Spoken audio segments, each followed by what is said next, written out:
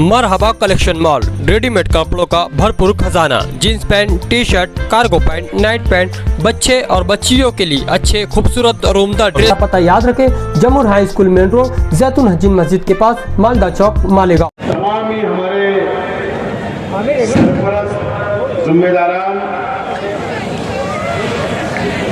और जिन लोगों ने अभी हमारे साथ आने का फैसला किया,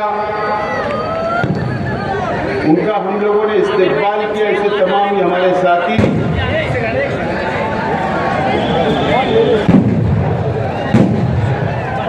भाई, मेहरबानी करके वहाँ कपड़ा है और ऊपर वायर है।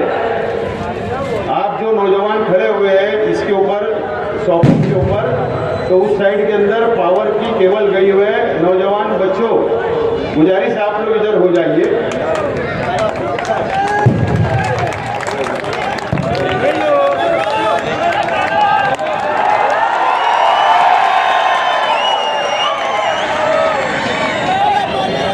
मेरे सामने मौजूद इस यूथ इजलास के अंदर आए हुए तमाम ही मेरे नौजवान साथी, बुजुर्ग हजरात, दोस्तों और साथियों, सबसे पहले मैं मालेगांव शहर के तमाम ही नौजवान साथियों का, इस प्रोग्राम के अंदर आए वो तमाम ही नौजवान साथियों का शुक्रिया अदा करता हूँ कि आप लोगों ने अपना कीमती वक्त निकालकर इस यूथ इजलास को आपने कामयाब किया। मैं आपका बहुत बहुत शुक्रिया अदा करता हूँ और वो तमाम ही नौजवान साथियों का भी शुक्रिया अदा करता हूँ जिन लोगों ने इस इजलास को कामयाब बनाने के लिए मेहनत की, जद्दोजहद की, दावतनामा पहुंचाया। ऐसे तमाम ही नौजवान साथियों का भी मैं बहुत बहुत शुक्रिया अदा करता हूं।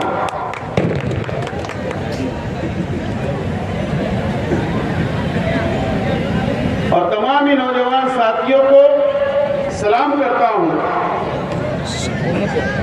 कि आपने आज ये साबित कर दिया कि नौजवानों की फौज शेख रशीद साहब जब दुनिया में मौजूद थे उस वक्त भी आप साथ थे, और शेख रशीद साहब खलील दादा आज दुनिया में हमारे साथ नहीं है, उसके बावजूद भी आप साथ हो। मैं आपको बहुत बहुत सलाम पेश करता हूं।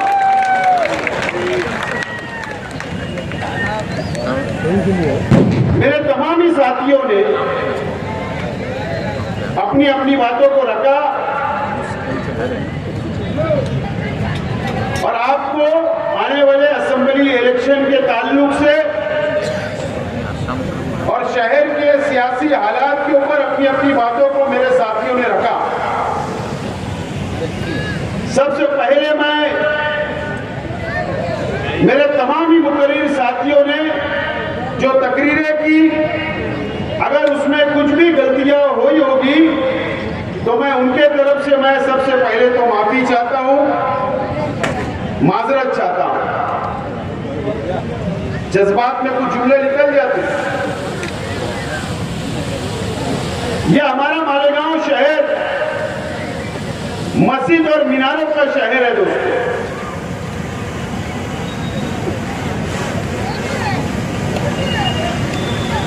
और अल्लाह का बहुत एहसान और करम है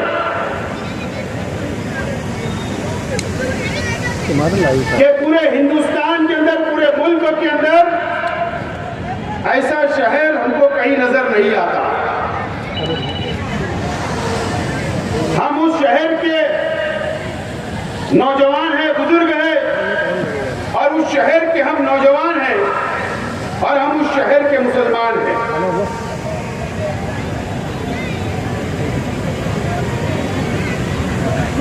आज मैं आप लोगों से बहुत ज्यादा वक्त तो नहीं लूंगा, लेकिन आज आप लोगों को यहां बैठकर ये मालेगांव शहर, तारीखी शहर, पूरे मालेगांव शहर की आवाम को सोचना पड़ेगा, समझना पड़ेगा कि आज हम कहां खड़े हैं, आज हम किस मोड़ के ऊपर खड़े हैं, हमारा मुस्तकबिल कहां है, हमारा शहर कहां जा रहा है, हमको कैसा बुज़दिल बनाया जा रहा है, हमको कैसा कमजोर बनाया जा रहा है। यह आज हम लोगों को सोचना है, समझना है और आने वाले दिनों के अंदर आपको फैसला करना है।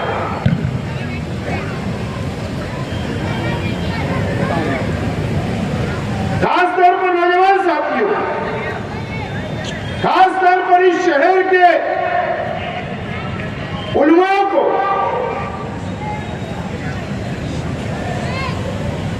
फैसला करना है आने वाले दिनों के अंदर हमको क्या तय करना है।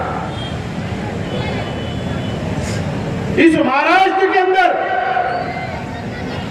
288 असेंबली के एमएलए चुनकर महाराष्ट्र की असेंबली के अंदर जाकर बैठते हैं। दोस्तों,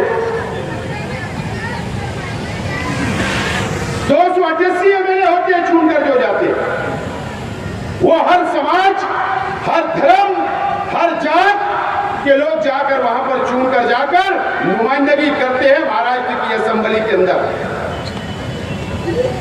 हमारा शहर बहुत हसास, बहुत मजहबी है। 5 साल पहले 2019 में ये शहर ने एक फैसला किया, शहर के नौजवानों ने फैसला किया, शहर की मां बहनों ने फैसला किया, शहर के बुजुर्गों ने फैसला किया, शहर के उलमाओं ने फैसला किया कि एक आलिम, एक मुफ्ती शहर का एमएलए बनेगा और वो असेंबली के अंदर बैठेगा, शेख आसिफ नहीं चलेगा। मैंने उस फैसले को मंजूर किया और आपके फैसले को सर आंखों पर लिया। 5 साल गुजर गए, अब वक्त आया है कि 5 साल का हिसाब आपको लेना है, ये शहर की आवाम को लेना है, ये शहर की मां बहनों को लेना है, ये शहर के बुजुर्गों को लेना है। अब आपको हिसाब लेने का वक्त आ गया।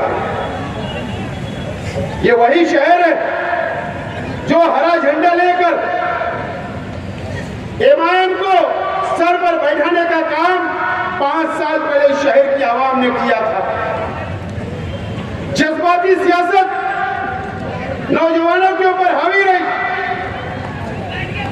मजहबी सियासत शहर के ऊपर हावी रही।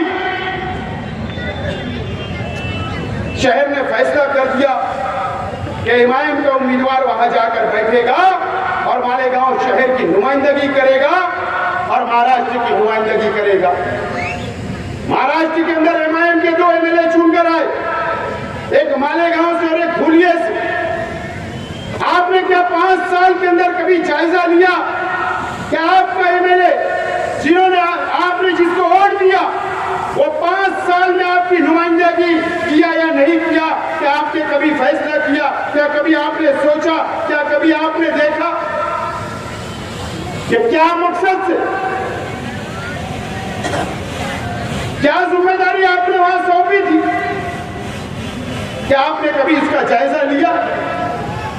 आज वक्त आ गया है कि आपको जायजा लेना पड़ेगा। दोस्तों, अगर कोई एक एमएलए चुनकर आता तो उसकी ये जिम्मेदारी नहीं होती कि वो उसकी शहर की सिर्फ नुमाइंदगी कर सकता। उसकी ये नुमाइंदगी, उसकी जिम्मेदारी होती है कि अगर महाराष्ट्र के मुसलमानों के साथ कहीं भी अत्याचार हो रहा है, जुल्म हो रहा है, मुसलमानों के खिलाफ अगर कोई ताकतें जुल्म कर रही है, तो कोई भी मुसलमान एमएलए या कोई भी हिंदू भाई एमएलए खड़े रह के महाराष्ट्र की असेंबली के अंदर बोल सकता है, आवाज उठा सकता है। क्या एक मर्तबा भी आपके लिए आवाज उठाई गई क्या? या ये महाराष्ट्र के मुसलमानों के लिए आवाज उठाई गई क्या? आप कुछ सोचिए, समझिए और फैसला करिए। फैसला करिए आपको। इन 5 सालों में?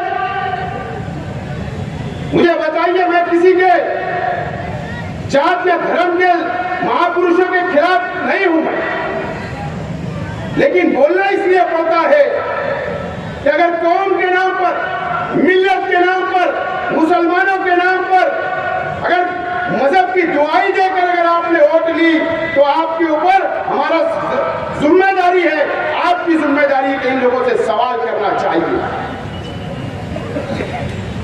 औरंगाबाद का नाम संभाजी नगर रख दिया गया, रखा गया कि नहीं?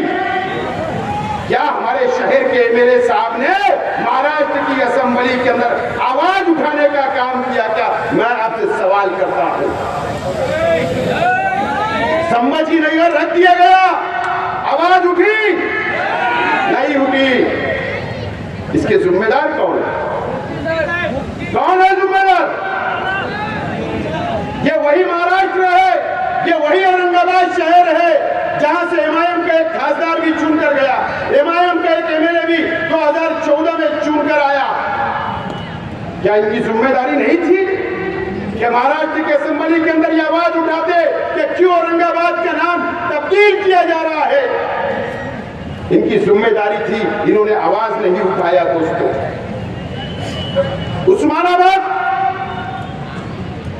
उस्मानाबाद जिला जो हम बोला करते थे, उस्मानाबाद का नाम भी इसी 5 सालों के अंदर बदलने का काम किया गया। धाराशिव नाम रख दिया गया उस्मानाबाद का।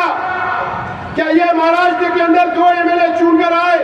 क्या हमारे शहर के एमएलए ने वहां पर आवाज उठाने का काम किया?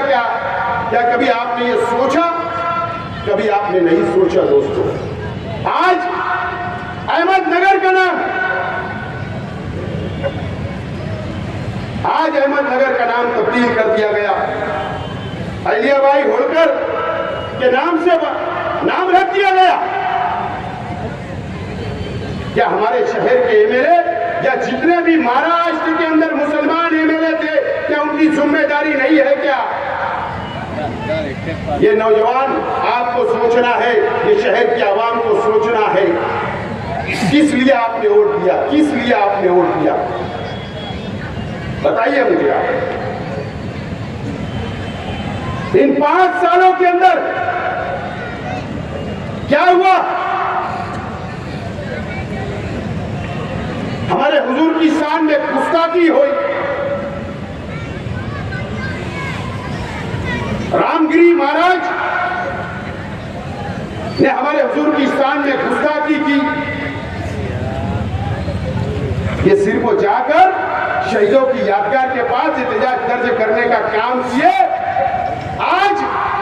आज का मैं बोल रहा हूं, आज आदिवासी भाई जितने एमएलए महाराष्ट्र के अंदर उनके समाज के ऊपर उनका आरक्षण खत्म करने की बात की जा रही थी, आज पूरे महाराष्ट्र के वो आदिवासी आमदारों ने, एमएलए लोगों ने मंत्रालय के ऊपर से जाली के ऊपर छलांग मार दी, वहां एहतजाज किया, क्योंकि उनके समाज के ऊपर बात आई कि हमारे शहर के एमएलए मुंबई जाकर के उन्होंने कभी एहतजाज किया? क्या मुख्यमंत्री के सामने बैठे? क्या वहां पर आजाद मैदान में धरना दिए? क्या इसका जवाब कौन पूछेगा? कौन पूछेगा? नीतीश राणे जो बीजेपी का एमएलए, उसने क्या किया? मालेगांव शहर के अंदर आता है, मालेगांव शहर के अंदर आता है, किले के ऊपर चला जाता है, किले के ऊपर उसकी इतनी हिम्मत और ताकत हो गई और किले की तरफ बस्ती के ऊपर नजर डालकर उंगली बताकर ये बोलता है कि ये बस्ती कमिश्नर बाजू में है, और उसके ऊपर कमिश्नर उसका सत्कार करता, इस्तेकबाल करता, उसको बोलता तेरे पास बुलडोजर नहीं होगा तो मैं बुलडोजर लाकर तोड़ डालता हूं ये बस्ती को। ये किसके राज में? इन 5 सालों के अंदर हुआ ये। क्या कभी आपने सोचा? क्या कभी आपने समझा? क्या आप हिसाब नहीं लोगे? क्या हुआ हमारे शहर के अंदर? गढ़ की यात्रा का मैं बार बार बोल रहा हूं, मैं पहले ही बोलता हूं कि मैं किसी के धर्म के खिलाफ नहीं किसी के धर्म के खिलाफ मैं नहीं हूं, लेकिन गढ़ की यात्रा के ऊपर ये 5 सालों के अंदर क्या हुआ मुझे बताइए। यही मंत्री दादा भूसे साहब, इनका लड़का आविष्कार भूसे, इनके कार्यकर्ताओं ने दरे गांव के पास में 5,000 10,000 लोगों का मजमा लगाकर गढ़ की यात्रा को रमजान महीने के अंदर लेकर गए। शहर से तरावी की नमाज चल रही है, अफ्तार का वक्त हो रहा है, नंगा नाच करते गए। क्या एमएलए ने एक मुजम्मत की या धरना दिया या इनके खिलाफ मेमोरेंडम दिया? क्या ये फैसला आपको करना है। ये कभी ऐसा नहीं हुआ, 2 सालों से ऐसा हुआ। कब आप सवाल करोगे? ये शहर के अंदर हुआ, ये शहर के अंदर हुआ दोस्तों। आज और साधु नरसिंह नंद ने आज हमारे हुजूर की शान में गुस्ताखी किया। वो नालायक ने, वो ढोंगी ने, मैं मुजम्मत करता हूं। मुझे बताओ, कभी महाराष्ट्र के अंदर हमारे हुजूर की शान में गुस्ताखी होगी, कभी यूपी के अंदर गुस्ताखी होगी, कभी महाराष्ट्र के अलग अलग शहरों के अंदर गुस्ताखी होगी? तो इसका जवाब कौन देगा? कौन देगा जवाब? ये जवाब देने की जिम्मेदारी ये मुल्क जमहूरी मुल्क है।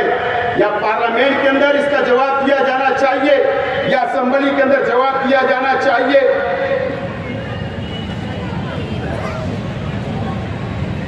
हालात दिन ब दिन खराब होते जा रहे हैं मुल्क महाराष्ट्र के। हमारी हुजूर की शान में गुस्ताखी हो रही है, मस्जिदों में घुसकर मारने की बात की जा रही है।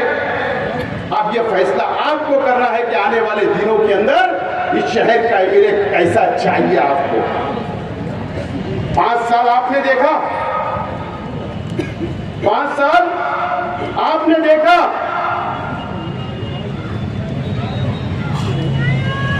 कि नाकाम शख्स साबित हुए मुफ्ती इस्माइल साहब। एक आवाज नहीं उठाई। लेकिन अब अगर ये ऐसे हराम के पिल्ले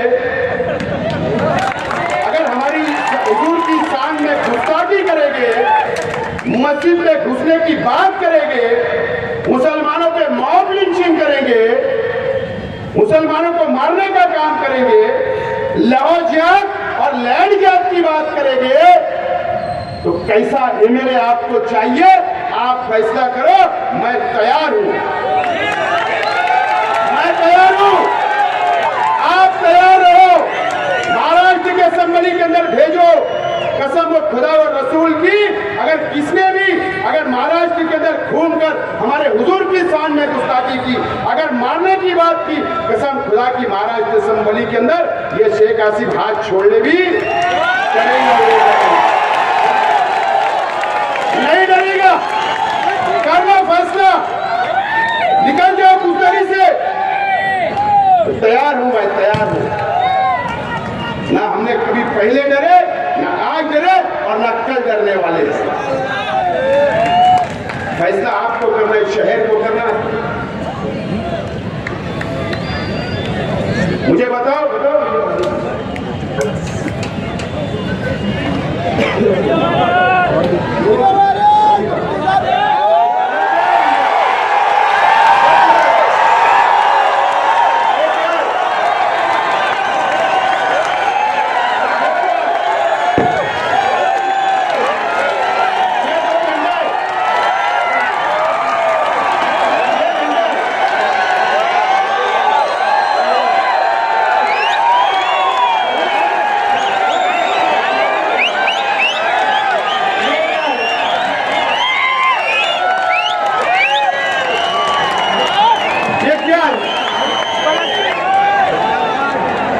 फिलिस्तीन का झंडा है और एक हमारे देश का जिससे हम मोहब्बत करते हैं, उसका झंडा तिरंगा हमारा जो हमारा गर्व है, हमको उस पर फख्र है। क्यों लहराया मैंने?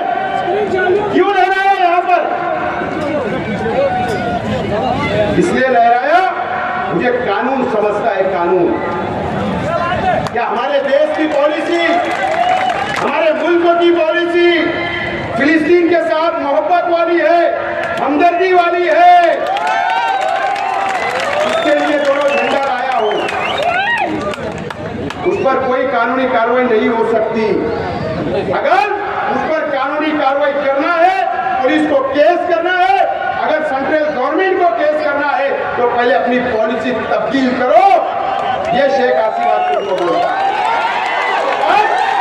उसके बाद मेरे ऊपर कार्रवाई करना।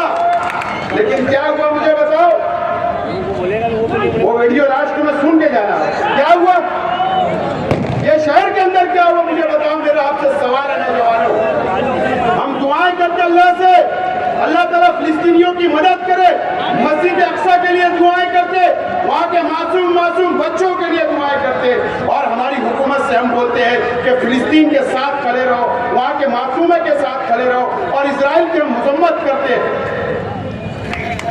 एक नौजवान ने सर्वे नंबर 57 का एक नौजवान, उसने ईदगाह के ऊपर झंडा लहराया था कि नहीं, फिलिस्तीन का। कोई कानूनी कार्रवाई हो, जेल गया, लेकिन उसके फौरन बाद यहां मीडिया वाले हैं,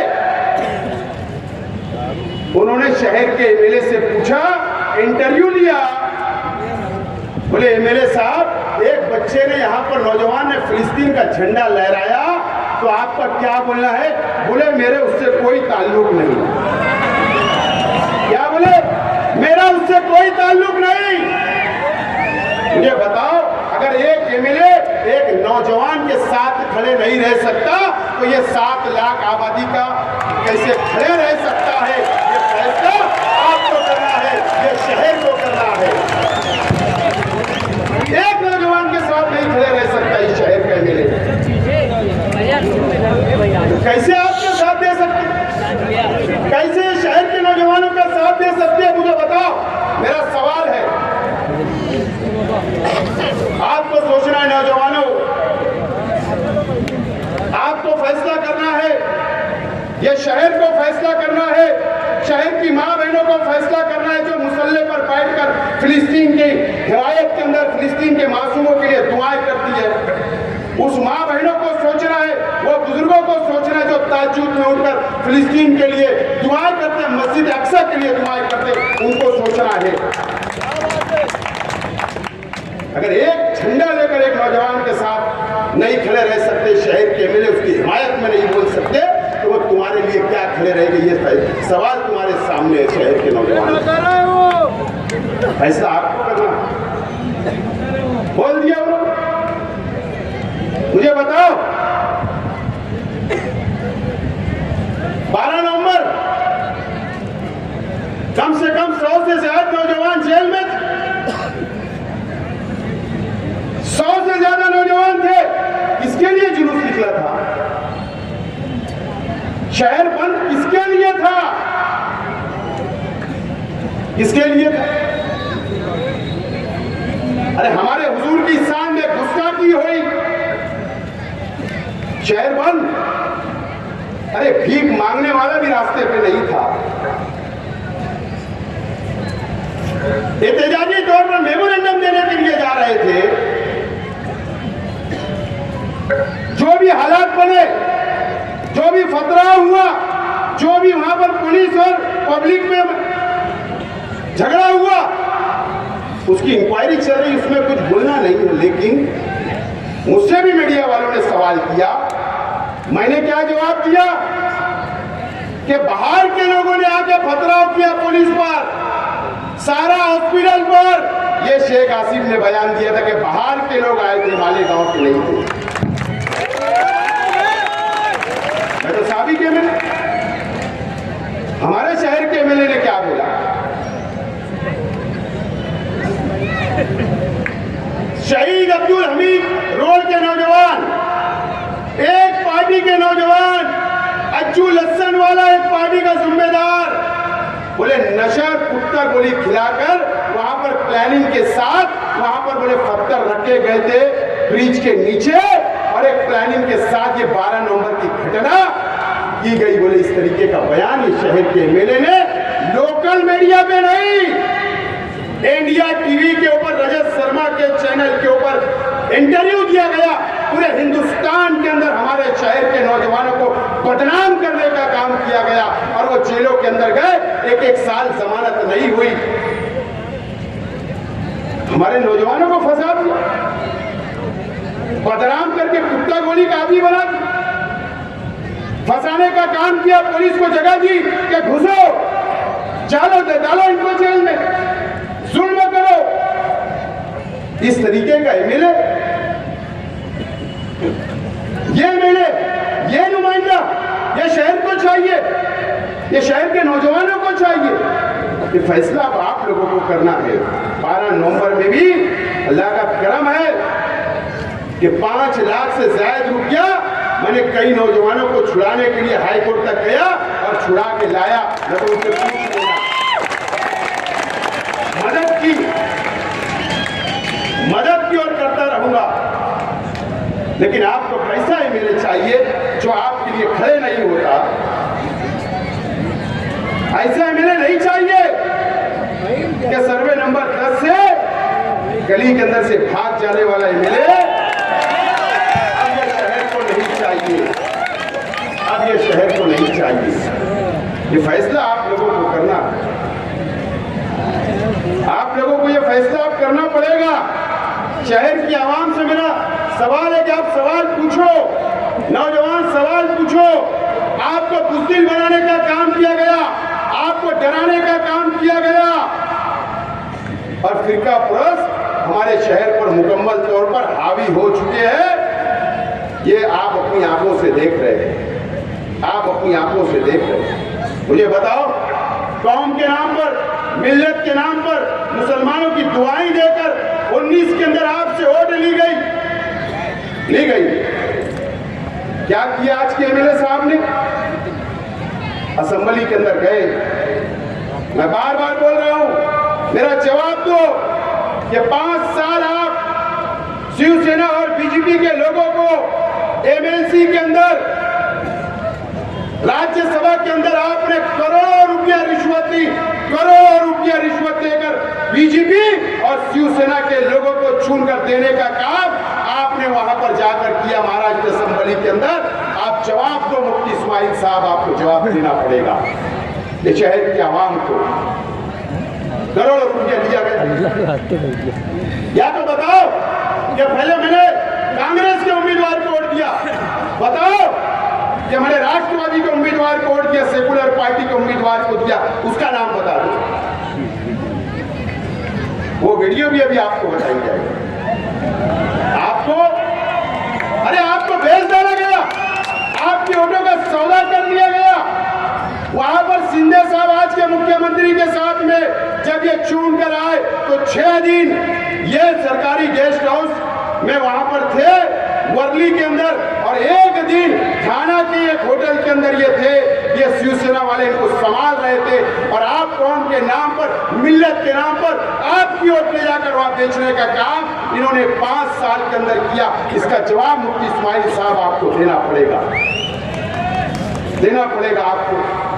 आपने शहर का सौदा किया, यहाँ के मुसलमानों का सौदा किया, माँ बहनों के जज्बात से खेलने का काम किया, नौजवानों के जज्बात से खेलने का काम किया मुफ्ती इस्माइल साहब।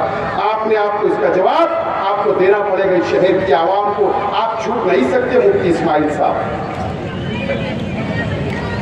आपको जब हिसाब देने का वक्त आया, हिसाब देने का वक्त आ रहा है, बस 10-15 दिन के अंदर आचार संहिता लगेगी, तो आपने क्या किया?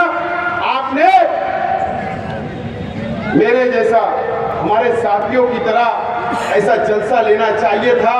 आपने 5 साल का हिसाब देना था कि मैंने ये तामीरी काम किया, वो तामीरी काम किया, ये मैंने तीर मारा, ये मैंने बंदूक मारा, ये बताना था, ये तोप मारा। तुमने तो ऐसा कुछ किया ही नहीं, कुछ नहीं किया। मुफ्ती इस्माइल साहब, मैं ईमानदाराना अल्लाह को हाजिर नाजिर जानकर एक बात बोलता हूँ। देखो, मुझे अल्लाह से मैं बहुत डरता हूँ और अल्लाह से डरना चाहिए, बंदों से नहीं। मैं जहां पर मैं तबलीगी जमात की इज्जत करता हूं, मैं जमीयतुल उलमा की इज्जत करता हूं, मैं सुन्नी जमात जमात की इज्जत करता हूँ, मैं अहले हदीस जमात की इज्जत करता हूँ, मैं तमाम ही मसलक के बहुत इज्जत करता हूँ और करता रहूंगा, उलमाओं की बहुत इज्जत करता और करता रहूंगा, इसके अंदर कोई दो राय नहीं, कोई दो राय नहीं। और मुझे सबूत देने की कोई जरूरत नहीं। मुफ्ती इस्माइल साहब अभी वीडियो, ये नौजवान जो उस वक्त 15 साल के थे, 14 साल के थे, अल्लाह का करम आज 20 साल के बैठे वो वीडियो देखेंगे, वो वीडियो देखेंगे। ये शेख आसिफ जब 14 में छूट कर आया और जब पहला इजलास असेंबली का नागपुर के अंदर था, आरएसएस के हेडक्वार्टर के अंदर इजलास था, आरएसएस के हेडक्वार्टर नागपुर के अंदर असेंबली का। आशीष शेलार जो बांद्रा से एमएलए है बीजेपी का, उसने जमीयतुल उलमा के ऊपर पाबंदी की बात की थी। मुफ्ती इस्माइल साहब आप उस वक्त भी सदर थे, मेरी दुआ है मुफ्ती इस्माइल साहब आप जमीयतुल उलमा के ताहयात सदर रहे, लेकिन ये जमहूरी मुल्क है, ये शहर के अवाम ताहयात एमएलए नहीं रखने वाली, ये जमहूरी मुल्क यहाँ वोट होती है।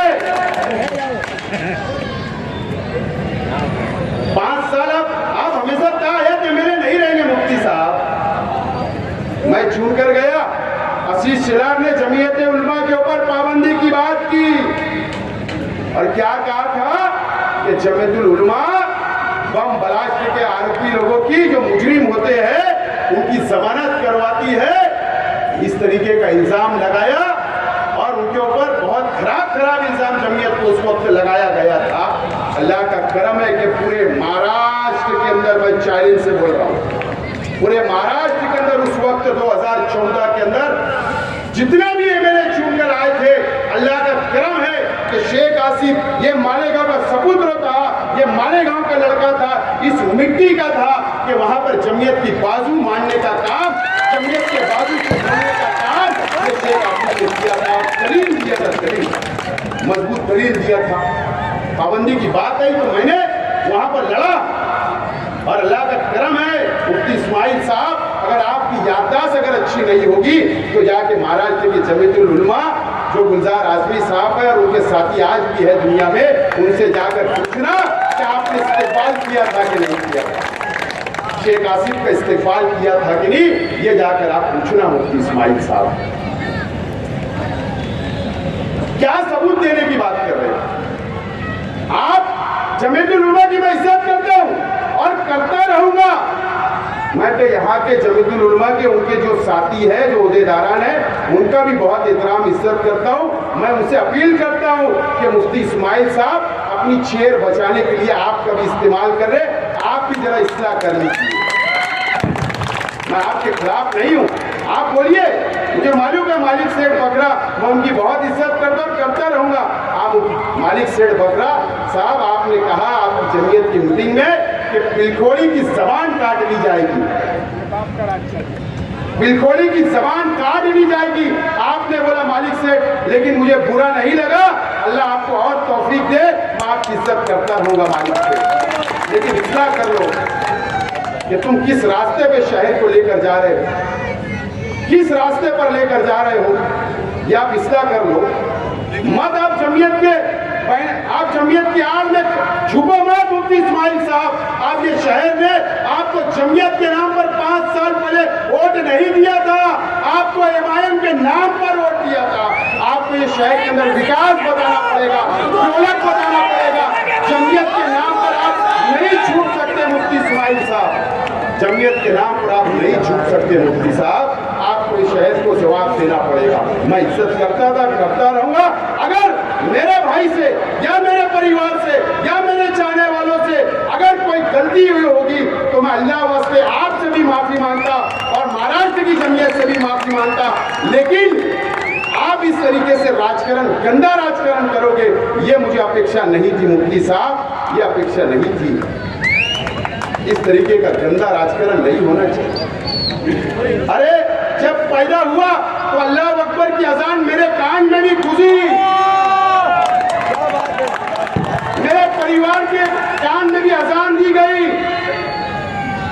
एक अल्लाह, एक रसूल, एक कुरान को मानने वाले हम लोग भी हैं, लेकिन आप इस तरीके का भेदभाव अगर या शहर के अंदर करना चाहते तो मुफ्ती इस्माइल साहब ये शहर के लिए अच्छा नहीं है, वो भी एक कुर्सी के लिए जो 2 टके की कुर्सी नहीं है, उसके लिए आप इस तरीके का गंदा राजकारण करोगे, ये अपेक्षा नहीं थी मुफ्ती इस्माइल साहब आपसे। ऐसी उम्मीद नहीं थी कि तुम ये शहर के अंदर जमीयत के नाम पर और पार्टी के नाम पर और खानदान के नाम पर अगर आप बांटने की कोशिश करेंगे तो मुफ्ती साहब ये अच्छा ये शहर का मुस्तकबिल के लिए नहीं है, ये शहर के नौजवानों के मुस्तकबिल के लिए नहीं है, यहाँ के मसलकी झगड़े के लिए मुस्तकबिल उसके लिए ठीक नहीं है, बिरादरीवाद के लिए ठीक नहीं है, काला और गोरे के लिए ठीक नहीं है।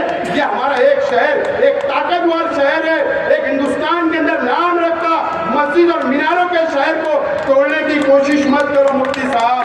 मैं आपसे हाथ जोड़कर अपील करता हूँ, हाथ जोड़कर अपील करता हूँ मुफ्ती साहब।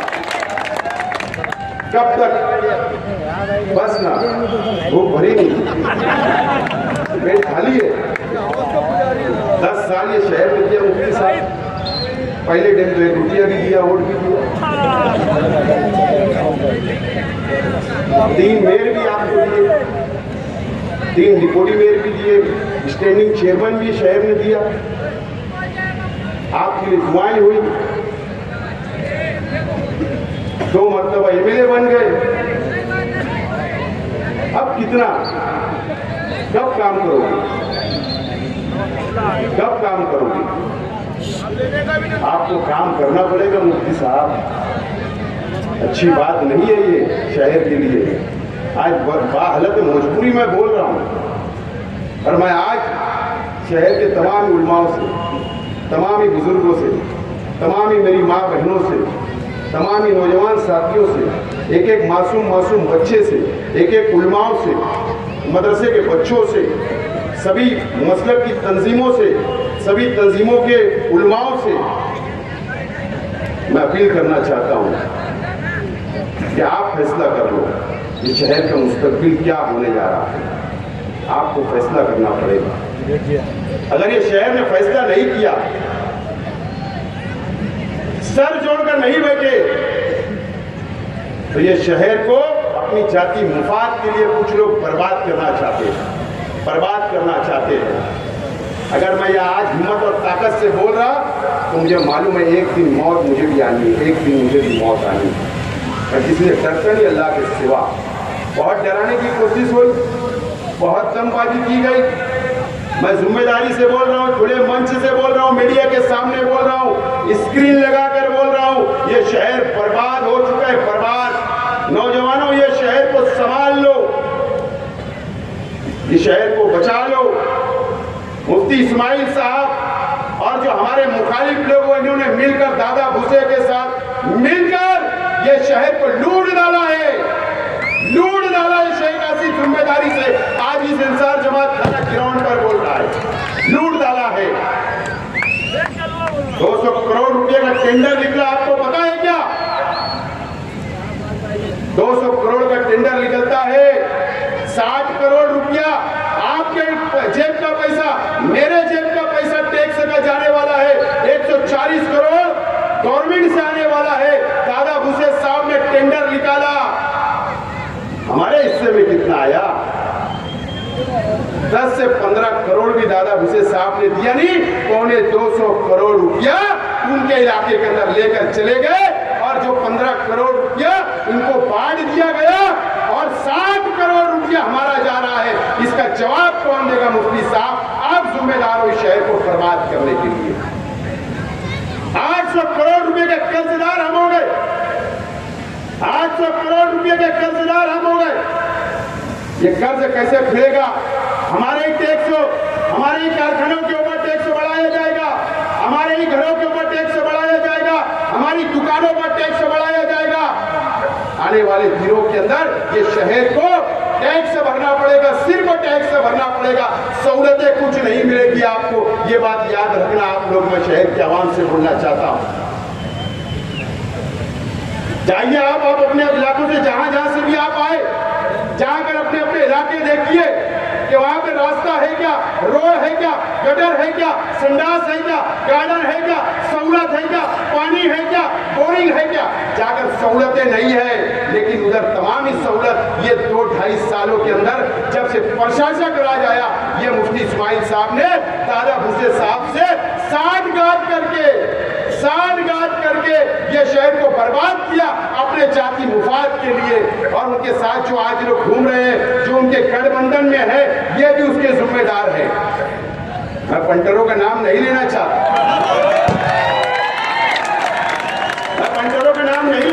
आज, लेकिन ये सब जिम्मेदार है, ये नौजवान, ये शहर की आवाम। आपको इस शहर को बचाना है। मेरा क्या होगा? कुछ नहीं, गिरा देंगे, लेकिन ये शहर का नुकसान होगा। ये शहर टूट जाएगा, गरीब टूट जाएगा, अमीर टूट जाएगा, बुनकर टूट जाएगा, ये शहर बर्बाद हो जाएगा, ये शहर बर्बाद हो जाएगा। मेरा कुछ नहीं होगा, मैं घर जाऊंगा, बाल बच्चों में रहूंगा, कारोबार करूंगा, आराम से जिंदगी गुजार सकता हूं। लेकिन मेरे वालिद ने इंतकाल से पहले भी और मुझे तैयार किया था और कहा था कि अगर मैं मर भी गया तो ये शहर के गरीबों को छोड़ना मत, ये शहर को छोड़ना मत, इनका साथ देते रहना। इसके लिए आज मैं इलेक्शन लड़ने के लिए खड़ा हो रहा हूं, आपको संभालने के लिए मैं खड़ा हो रहा हूं। मेरा क्या होगा? लेकिन आज आपको समझना है, मुफ्ती साहब आप गोली मारेंगे, मैं तैयार हूं। कहां है वक्त बताओ, मार देना। अगर मेरे गोली, मैं मरने से, मुझे गोली लगने से अगर आपको एमएलए की चेयर मिलती है तो मुबारक हो। आप बता देना कहां पर आना, इंशाल्लाह ये शेख आसिफ आकर खड़ा रहेगा आपके सामने। बता दो वक्त का एड्रेस पता, आप बताना, मैं आने के लिए तैयार हूं। काय के लिए इलेक्शन करवा रहा, मार दो एक गोली। आपको सरकार ने लाइसेंस दिया, आपको मत कराओ इलेक्शन, लेकिन आप गलत करो, अभी मार देंगे, नॉमिनेशन के बाद मारो तो जीत के आएंगे। नॉमिनेशन होने दो, विड्रॉल होने दो, उसके बाद मारेंगे तो उम्मीदवार कम होगा ना। अगर मुझे आज मार देंगे, फिर एक हाथ खड़ा होगे तो किसको गोली मारोगे तुम? किसको? मुस्तकीम को मारोगे, शान को मारोगे, किसको मारोगे? मेरे भाई को मारेंगे, जाज बेट को, किसको मारोगे? नॉमिनेशन हो जाने दो, उसके बाद मार देना। क्या होगा? इलेक्शन ही नहीं होगा, तुम तो चूक के आए हो। वन साइड काय को 1.5 लाख की बात कर रहे हो, वन साइड मार देना। लेकिन ये शहर को बचाने की जिम्मेदारी दोस्तों आप लोगों की। मैं दिलाऊंगा आजादी आपको, ये फिरका परस्तों से आजादी दिलाने का काम शेख आसिफ करेगा, ये नितेश राणे से आजादी दिलाने का काम शेख आसिफ करेगा। जो हुजूर की शान में गुस्ताखी करेगा, मैं उनसे आपको आजादी दिलाने का काम करूंगा असेंबली के अंदर जाकर। ये शहर को आजादी चाहिए, ये शहर गुलामी की जिंदगी जी रहा है 2-2.5 सालों से, और ये भी दादा भुसे के साथ मिलकर गुलाम बनाने का काम ये शहर के एमएलए साहब ने किया। समझो, मुझे बताओ क्या कमी है? सोलार अगर मैंने मंजूर किया, 110 मसाजिद का, मदरसे का सोलार सिस्टम अगर 5 करोड़ रुपया लाकर मेरे अगर मंजूर करवाया तो तुमको वो भी तकलीफ हो गई? बताओ, मैंने तमाम ही मसलक की ईदगाहों का वाल कंपाउंड बनाया, जब भी आपको तकलीफ हुई? बताओ, अगर मैंने उर्दू घर बनाया तो भी तकलीफ हुई, फ्लाईओवर ब्रिज बनाया तो भी तकलीफ हुई, हज कमेटी बनी उस वक्त भी तकलीफ हुई। जितने तामीरी काम मैं करता कि आपको तकलीफ हुई, ये जिम्मेदारी आपकी थी। तो मुफ्ती साहब आप बता दो कि मैंने फला मदरसे का 100 बाय 100 का वाल कंपाउंड मंजूर किया, एक बता दो। चलो, तुम आलिम होना, मुफ्ती होना, तुम्हारी जिम्मेदारी नहीं थी क्या? एक मदरसे का वाल कंपाउंड नहीं बनाया आपने, संडास बाथरूम तक एमएलए फंड से नहीं बनाया, वहां पर मदरसे के बच्चों को सहूलत नहीं दी, और आप बात करते हो। एक बताइए आप मुझे, आपने कहां काम किया हमको पता है, और कहां नहीं किया, और कहां पर डुप्लीकेट बिल निकला। थोड़ा रुकिए, इलेक्शन अभी बाकी है, अभी बहुत मटेरियल तुम्हारा आने वाला है बाहर, बहुत मटेरियल आएगा मुफ्ती इस्माइल साहब, बहुत मटेरियल आने वाला है। जिम्मेदारी थी कि नहीं मदरसे का वॉल कंपाउंड करना, संडास बाथरूम बनाना, उलमा को सहूलत देना, उलमा के लिए कुछ स्कीम लाना, मदरसे के बच्चों के लिए किताबें देना, कम से कम अरबी तुम लाइब्रेरी बना सकते थे उनके लिए। मैंने किताबें दी थी, आप मदरसे के बच्चों को लाइब्रेरी बनाते, शेख आसिफ तुम्हारा इस्तेकबाल तो करता। उलमाओं से मैं बोलता हूँ, सोचिए आप कि आपके मदरसे के बच्चों को उन्होंने उर्दू अरबी लाइब्रेरी बनाकर दी क्या, किताबें दी क्या, दीनी किताबें दी क्या, कि बड़ी लाइब्रेरी उन्होंने शहर में बनाई क्या, कि उलमाओं की वहाँ बुक्स रखी है, किताबें रखी है, कि हमारे बच्चे इस्लाम की कुर्बानियाँ याद करेंगे, पढ़ेंगे। एक लाइब्रेरी बताओ, लेकिन आपने वो भी नहीं किया। सिर्फ झूठ झूठ झूठ की सियासत आपने 5 साल की और अभी तक आप करते आ रहे हो। ठीक है, मेरे वालिद गरीब थे, हमारा खानदान गरीब था, फटी कमीज पर आए, मेहनत की, मजदूरी की, आगे बढ़े। जिस हाल में भी ये किताब खुली है, मुफ्ती साहब मैं आपको ये नहीं बोलना चाहता हूं कि आप कौन सी हीरो होंडा पे घूमते थे। मैं ये नहीं आपसे सवाल करूंगा कि आप मौसमपुर में कौन से फिडर के पास बनाते थे। मैं क्या किले वाले अच्छी तरह का जानते।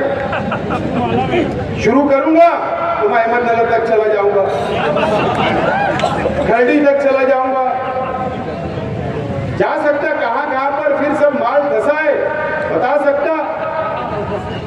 अब तुम्हारे तो असर रसूख है, मेरे ऊपर ईडी की कार्रवाई करा लो, मेरे ऊपर सीबीआई की करा लो, मेरे ऊपर एनआई की करा लो, तैयार हूं। जेल जाने कौन डरा मुफ्ती साहब, आपने हमेशा इस शहर के सियासी लोगों के बच्चों की कुर्बानियां ली, आपके बच्चों की कुर्बानियां कभी नहीं दी मुफ्ती साहब। आप बताओ, तुम्हारे बच्चों के ऊपर एक सादा एनसी हुआ क्या? सादा एक एनसी चैप्टर बनी क्या? जाकर मांडीवाल के बराबर तुम धरने पे बैठते, शेख आसिफ को अटक करो, इसको अटक करो, उसको अटक करो, इसके बच्चों को करो, इसको बच्चे पे करो, ये बराबर करते, लेकिन अपने बच्चों के ऊपर एक सादी एनसी भी नहीं बनने देते। जरा जेल भेजो, जब समझ में आएगा कितनी तकलीफ होती। लेकिन अल्लाह का करम है, शेख रशीद साहब ने हमको सिखा के गए कि अंदर क्या रहना, बाहर क्या रहना, कोई टेंशन नहीं ली, सब सीखे हमें। तुम डराओ मत, ये खुशखबरी मिलने वाली है किले की मीटिंग में। 2 लोग इनके घर के जाएंगे। अरे 8 दिन हो गए, मैं समझा 2 दिन में पुलिस आएंगी, 3 दिन में आएंगी, 4 दिन में आएंगी, 5 दिन, 6 दिन, 7 दिन, अरे आज 8वां दिन हो गया, पुलिस ही नहीं आई। कब भेज रहे, मैं भी इंतजार कर रहा हूँ किसको तुम जेल में डालना चाहते हो। दोस्तों, मैं जब से प्रचार शुरू किया 2 महीने से प्रचार शुरू किया, मैं एक बात बोल रहा हूं, मास्टर स्ट्रोक बोल रहा हूं कि नहीं? मास्टर स्ट्रोक की बात बोल रहा हूं। मेरे साथी लोग से भी मैं माफी चाहता हूं, मैं इनको भी नहीं बता रहा, ये भी परेशान है बहुत, लेकिन उनको इतना भरोसा है, आपको इतना भरोसा है कि जो भी मास्टर स्ट्रोक शेख आसिफ खेलेगा वो कामयाब होगा, इतना भरोसा नहीं है। लेकिन अब ज्यादा इंतजार नहीं कराऊंगा, ज्यादा इंतजार नहीं कराऊंगा। आज कितनी तारीख है? 4 और 10 से 11 दिन इंतजार करो, सिर्फ 10 से 11 दिन। आपको डंडा भी दूंगा, झंडा भी दूंगा और मास्टर स्ट्रोक भी दूंगा। फिर मास्टर स्ट्रोक बताऊंगा, और इसी तरीके से मंच भी होगा उसी दिन, मीडिया भी होगी, मराठी मीडिया को भी बुलाऊंगा, शहर को आपको भी दावत दूंगा। सबके सामने मास्टर स्ट्रोक जब मारूंगा तो इंशाअल्लाह ये शहर और मेरे मुखालिफ भी जवा लेंगे। कोई फिकर उकर मत करो, पवेलियन के बाहर इंशाल्लाह जाएगा, फिक्र करो मत। लेकिन ये शेख आसिफ आपसे वादा कर रहा है इस आज कि आपको धोखा नहीं दूंगा, आपकी नुमाइंदगी करूंगा, बीजेपी के साथ नहीं बैठूंगा, फिरका परस्त पार्टियों के साथ नहीं बैठूंगा, आपका सौदा नहीं करूंगा, कौम के लिए लड़ूंगा। कुर्बानी देना मेरे को पसंद जेल जाना पसंद रहेगा, लेकिन आपका सौदा नहीं करूंगा, ये बात का वादा आज आपको दिला रहा हूं। मेरा साथ दीजिए। मैं तमाम लोगों को बोलता हूं, आइए, अगर मुझसे जाने अनजाने में कोई भी गलती होगी, मेरे परिवार से हुआ होगा कोई गलती, तो मैं माफी मांगता हूं। आइए, मुझे समझिए, आइए मेरे करीब आइए, आइए बुनकर भाई आप भी करीब आइए, आइए मजदूर भाई आप भी करीब आइए, आइए मेरी माँ बहनें भी करीब आइए, मेरे बुजुर्ग भी आइए। एक मौका मुझे ले, एक मौका आप दे दो 5 साल के लिए, ये शहर का काया पलटने का काम आपकी दुआओं से, मेरी माँ बहनों की दुआओं से, मेरे नौजवान साथियों की दुआओं से इंशाअल्लाह मैं इसको पूरा निभाने की कोशिश करूंगा और कोई भेदभाव नहीं करते हुए सबको साथ लेकर चलूंगा, ये वादा आज मैं अल्लाह को हाजिर नाजिर जानकर आपसे करता हूं। दोस्तों, एक मौका मुझे दे दो शहर की आवाम। मुफ्ती साहब ने कहा या किसी ने कहा कि यतीम वाली बात भी उन्होंने इंटरव्यू में कही। हाँ, मैं यतीम हूँ। हाँ, मेरे वालिद नहीं है, इंतकाल कर गए। हाँ, मेरी वालदा नहीं है, इंतकाल कर गई। हाँ, मेरे चाचा 3 चाचा इंतकाल कर गए। हाँ, मैं यतीम हूँ, लेकिन यतीमों के सर पर हाथ फेरने के लिए ये 7 लाख की आबादी बैठा है, यतीम के ऊपर हाथ रखेंगे ये, और इनकी दुआओं से इंशाअल्लाह असेंबली में पहुंचूंगा और ये शहर की भी और ये महाराष्ट्र की भी नुमाइंदगी करूंगा। मैं आज आपको कसम खाकर बोलता हूँ दोस्तों, मुझे यतीम बोला गया चलेगा, जो जो बोलना है बोलिए, सब माफ, मैं सब माफ कर दूंगा। बोलिए मुझे जो बोलना है, मेरे परिवार को बोलिए, तनकीद करिए, जो आपको करना मैं तैयार हूँ। मैं आपका जवाब नहीं दूंगा, मैं आपका एहतराम करता हूँ और करता रहूंगा। उलमाओं का एहतराम करता, शहर के तमामी मसलक का एहतराम करता, तमामी उलमाओं का एहतराम करता, तमामी बिरादरी का, तमामी मसलक का, तमामी नौजवानों का, तमामी बुजुर्गों का, तमामी माँ बहनों का मैं एहतराम करता और करता रहूंगा। ये शहर मेरे लिए अजीज है, कुर्सी मेरे लिए अजीज नहीं है, ये शहर की आवाम मेरे लिए अजीज है। मैं ये वादा करता हूँ आज आपको। जरूरत नहीं है, लेकिन यहाँ से उठने के बाद आप जाइए, आज रात जायजा लीजिए अपना, सोचिए 5 साल पहले हमने किसको वोट दिया, वो शख्स ने 5 साल में क्या किया। नौजवान भी सोचिए, आप भी सोचिए, शहर सोचिए कि हम कहां पर भटक गए, कहां भटकाया जा रहा है, किस रास्ते पर ले जाया जा रहा है। ये संजीदगी से ये शहर को आप सोचना पड़ेगा। आपको इस्तेमाल किया जा रहा है, ये शहर को इस्तेमाल किया जा रहा है, ये शहर के नौजवानों को इस्तेमाल किया जा रहा है, ये शहर को गलत रास्ता बताने की कोशिश की जा रही है। मैं बुजुर्गों से कहूंगा कि आपके नौजवान जो है वो उन लोगों को भी भटकाने के लिए गलत रास्ते पे ले जाने का काम ये शहर में हो रहा है, तोड़ने का काम, लड़ाने का काम हो रहा है, बदनाम करने का काम हो रहा है। आप अपने बच्चों को भी संभालिए, उनका भी मुस्तकबिल बनाने का सोचिए और आप भी इत्मीनान से सोचिए। शेख आसिफ गलत है, चौराहे के ऊपर आऊंगा, गलची पकड़ के, कॉलर पकड़ के पूछना कि तूने गलत बोला, मैं माफी मांग लूंगा, लेकिन मैं गलत नहीं बोलता हूँ, सच बोलता हूँ। दिख रहा है बोल रहा हूँ, समझ रहा है बोल रहा हूँ। शहर के हालात कहा जाए, समझ रहा है मुझको, फिरका परस्ती बढ़ रही है, मजीद बढ़ेगी, बढ़ती जाएगी। ये तमाम चीजें कौन संभालेगा? ये तो हाथ उठा ले रहे, ये कौन सी बात? एक नौजवान के साथ भी खड़े रह रही है, शहर के लिए हाथ उठा लेंगे। बकरीद का टाइम आता, ये चले जाते, जाना चाहिए, अल्लाह उनका हज कबूल करे, मुझे उससे कोई बात नहीं है। कम से कम प्रशासन की मीटिंग लेकर जाना, बोलते एक दिन कुर्बानी बढ़ा लो, ये कौन सी बात? समक शेर वालों को बोले एक दिन बढ़ा लो। इस तरीके का है मेरे, ये शहर को मिला। समझना शहर, हम मुसलमान हैं, हमारे फराइज है, हमारी भी शरीयत है, हमारा भी दीन है, हम भी इस्लाम को मानने वाले हैं, हम दीन को मानने वाले हैं, एक अल्लाह एक रसूल को मानने वाले हैं। हुजूर की तालीमात हमारे अपने पास है, कुरान ने हमको सिखाया है, रास्ता बताया है। ये तमाम चीजें हम समझेंगे, उसमें कंप्रोमाइज। अगर मेरे जैसा आदमी या कोई सियासी आदमी बोले तो हम मान ले, एक आलिम और एक मुफ्ती इस तरीके की बातें करते हैं, एक दिन आगे बढ़ा दो। अरे उनको बोलते उधर नहीं, इधर आके कुर्बानी कर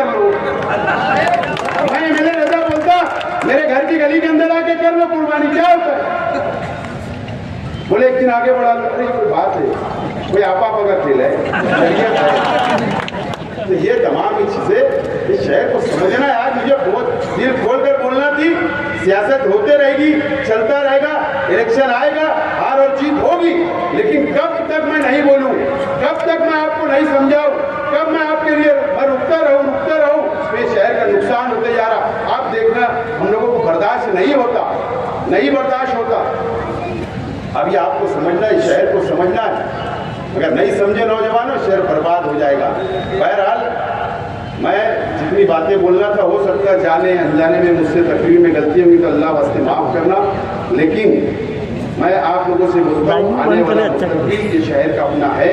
ये शहर को एक मजबूत क़यादत की ज़रूरत है और मैं आपके लिए मजबूत क़यादत खड़ा हूँ आपके सामने। आप मुझे असम्बली में पहुँचाइए और उसके बाद देखिए आप। बहरहाल वीडियो देख कर जाइए नौजवान, आप लोग ऐसे बैठे रहे। बहुत बहुत शुक्रिया, आपको सलाम, बहुत शुक्रिया। सिर्फ वो चंद जुमले बोलूँगा कि गुज़िश्ता दिनों जब असेंबली इलेक्शन से मुतालिक तकरीरें दोनों लीडरान की मैं सुन रहा था, तो मैंने ये साफ महसूस किया कि शेख आसिफ साहब के पास आने वाले वक्त के लिए, आने वाले अपने नौजवान के लिए, अपनी कौम के लिए, आने वाले मुस्तकबिल के लिए, इस शहर की बका के लिए बहुत सारे मंसूबे हैं, बहुत सारे तरक्याती काम है अभी, और उसका सबूत भी इन्होंने दे दिया है। जैसे कि मसाजिद में सोलार पैनल की मंजूरी करवाना, सनत के लिए जीआर मंजूर करवाना। इसी के साथ अब हमारा शहर के एमएलए मुफ्ती होकर भी मसाजिद और मदारिस के लिए कुछ नहीं कर पाए, लेकिन अल्लाह पाक जब चाहता है अपने दीन का काम लेना तो किसी से भी ले लेता है। इस बात का साबित कर दिया हमारे शेख आसिफ रशीद साहब ने। मैं सिर्फ दो अशआर कहूँगा और अपनी जगह लूँगा कि मुफलिस जो अगर तन की कबाब बेच रहा है, मुफलिस जो अगर तन की कबाब बेच रहा है, वाइज भी तो मिंबर से दुआ बेच रहा है। दोनों को ये दरपेश सवाल अपने शिकम का, एक अपनी खुदी तो एक खुदा बेच रहा है। और मैंने कुछ अपनी तरफ से कोशिश की है इसी पर राय में। हर साल टिकट की वो बढ़ा देता है कीमत, हर साल टिकट की वो बढ़ा देता है कीमत। सालार वो ताजिर है जो डर बेच रहा है। अस्सलाम वालेकुम।